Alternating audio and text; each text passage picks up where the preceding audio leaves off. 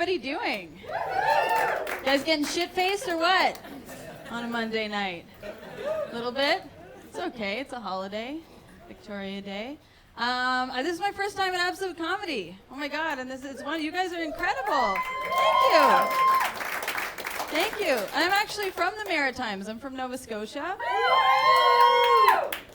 Is there anybody here from Nova Scotia? We're in Nova. Aylesford. I don't know where that is. But I'm from Antigonish. Like, that must be really bad that I don't know where that is. Awful. Those are my mom's friends. But it's true. We're like, they are the nicest people on earth in the Maritimes. Like, not to toot my own horn, but I married the first guy that knocked me out just because I didn't want to be rude. Yeah, 6. We're just raised well. Yeah, super nice. A little too nice, I think. I'll tell you, I'll get back to that, but I'll tell you a bit more about myself. So I'm an actor. I grew up doing musical theater. And then, yeah, thank you. But then I decided to branch out into other things like dignity. So now I do film, and basically, when you look like this, you just have to walk into the room and the casting director takes one look at you and says, "Send the other girls home." We found our prostitute, you know what I mean? Right? Because there's always the one token sexually depraved woman in the script. They have to have her, she has to be there.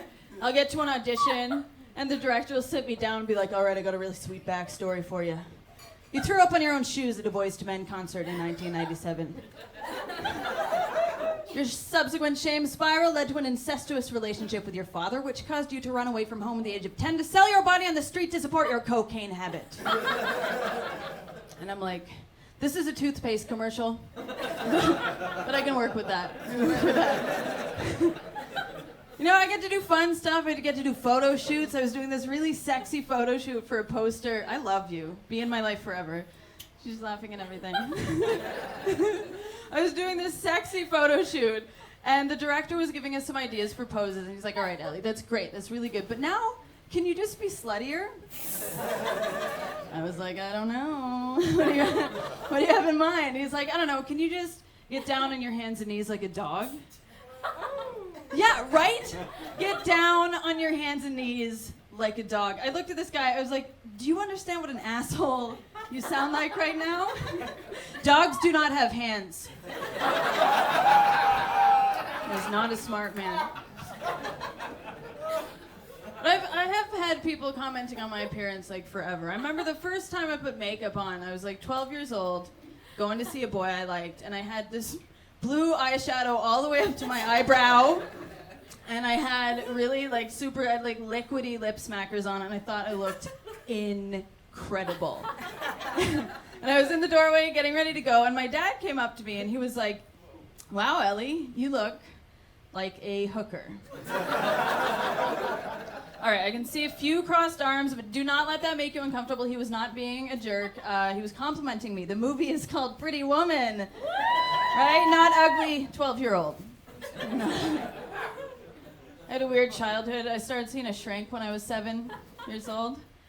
You know, we can all relate to that, right? That's what I thought. And you're automatically the weirdest kid in school when you're seeing a shrink and you're 7. Like, I'd go in for show and tell, and the kids would be like, "Here's my baseball bat," and like, "Here's my pet Fluffy," and I'm like, "This is a Rorschach test." And nobody should show a 7-year-old how to interpret a Rorschach test. We're in grade 1, fucking everything looks like a Rorschach test. I'd be sitting with my desk mate, and he'd knock his paint over, and the teacher would come over and be like, "Bobby, what is this?" And I'd be like, "Actually, that's my parents' divorce."